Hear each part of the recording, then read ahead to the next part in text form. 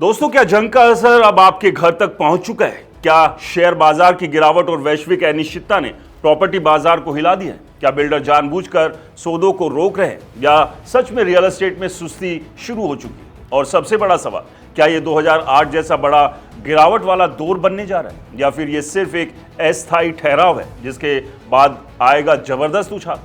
अगर आप घर खरीदने की सोच रहे हैं, निवेश करना चाहते हैं या पहले से कर्ज की किश्त भर रहे हैं, तो ये वीडियो आपके लिए बेहद जरूरी है, क्योंकि आज हम समझेंगे वो 3 बड़े संकेत जो बता रहे हैं कि जमीन के नीचे कुछ बड़ा बदलाव हो रहा है और 25 से 30% सौदे रुकने का असली मतलब क्या है।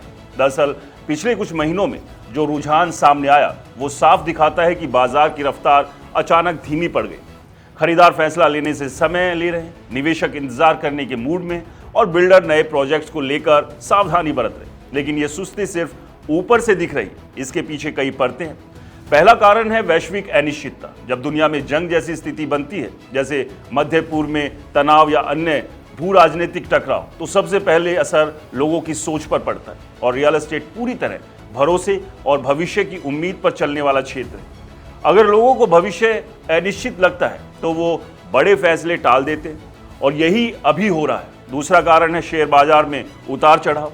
जब शेयर बाजार गिरता है तो निवेशकों का आत्मविश्वास कमजोर होता है और कई लोग जो मुनाफा निकालकर प्रॉपर्टी में निवेश करते थे वो अब जोखिम लेने से बच रहे हैं, यानी बाजार में पैसा आना धीमा हो गया। तीसरा बड़ा कारण है कर्ज की ब्याज दरें। पिछले कुछ समय में होम लोन की दरें ऊंचे स्तर पर बनी हुई है, जिससे मासिक किस्त का बोझ बढ़ गया है और मध्यम यानी मिडिल क्लास का घर खरीदना जो इस बाजार की रीढ़ होता है वो अब हिचकिचाने लगा है। अब सबसे बड़ा सवाल, 25 से 30% सौदे रुकने का मतलब क्या है? इसका मतलब ये नहीं कि मांग खत्म हो गई, बल्कि मांग फिलहाल रुकी हुई है। लोग खरीदना चाहते हैं लेकिन सही समय का इंतजार कर रहे हैं, यानी मांग दब गई है, खत्म नहीं हुई। और यही इस पूरी कहानी का सबसे बड़ा मोड़ है। अगर आप इतिहास देखें तो हर सुस्ती के बाद रियल एस्टेट ने जोरदार वापसी की है, क्योंकि भारत जैसे देश में घरों की जरूरत स्थायी है, जनसंख्या बढ़ रही है, शहरों का विस्तार हो रहा है, छोटे परिवार बढ़ रहे हैं और सस्ते घरों की मांग लगातार बनी हुई, यानी लंबे समय की कहानी अभी भी मजबूत है। लेकिन अभी के समय में क्या हो रहा है? अभी के समय में बिल्डर अपनी रणनीति बदल रहे हैं। पहले जहां तेजी से नए प्रोजेक्ट लॉन्च होते थे, अब सोच समझकर शुरुआत हो रही है। स्टॉक को कंट्रोल किया जा रहा है ताकि ज्यादा आपूर्ति ना हो। छिपे हुए ऑफर्स दिए जा रहे हैं, जैसे आसान भुगतान, विशेष छूट, एक्स्ट्रा सुविधाएं, यानी ऑफिशियल तौर पर कीमतें नहीं गिर रही, लेकिन अंदर ही अंदर खरीदार को फायदा दिया जा रहा है। यही वो समय है जहां समझदार निवेशक मौका पहचानते हैं, लेकिन जोखिम भी है, क्योंकि अगर वैश्विक स्थिति और खराब होती है या ब्याज दरें लंबे समय तक ऊंची रहती है तो ये सुस्ती और गहरी हो सकती है। दोस्तों, कुछ रिपोर्ट में ये भी संकेत दे रहे हैं कि महंगे घरों का बाजार अभी भी मजबूत है, लेकिन सस्ते और मिडिल क्लास के घरों में सुस्ती ज्यादा दिख रही, यानी अमीर खरीदारों पर ज्यादा असर नहीं पड़ा, लेकिन आम लोग सावधान हो गए और यही असंतुलन बाजार को अस्थिर बनाता है। अब सवाल क्या है, 2008 जैसी बड़ी गिरावट बन सकता है क्या? जवाब है नहीं और हां।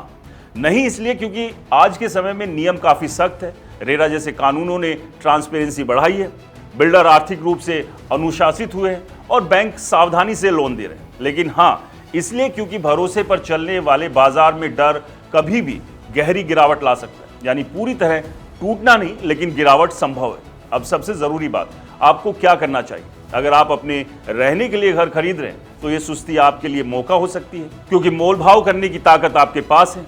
लेकिन अगर आप कम समय के लिए निवेश करना चाहते हैं तो आपको थोड़ा इंतजार करना चाहिए, क्योंकि कीमतें कुछ समय तक स्थिर रह सकती हैं। वहीं लंबे समय के निवेशकों के लिए जमा करने का सही समय हो सकता है और यही कारण है कि एक्सपर्ट्स इस सुस्ती को अस्थायी गिरावट, लंबी अवधि का उछाल कह रहे हैं, क्योंकि भारत का रियल एस्टेट क्षेत्र कभी खत्म नहीं हुआ है, बल्कि अगले 5 से 10 साल में ये और बड़ा बनने वाला है। Infrastructure projects, expressway, smart city, industrial corridors, ये सब मांग को बढ़ाएंगे। लेकिन फिलहाल बाजार सांस ले रहा है और यही ठहराव भविष्य की तेजी के लिए जरूरी भी होता है। इसलिए घबराने की जरूरत नहीं, लेकिन बिना सोचे समझे कूदने की भी जरूरत नहीं।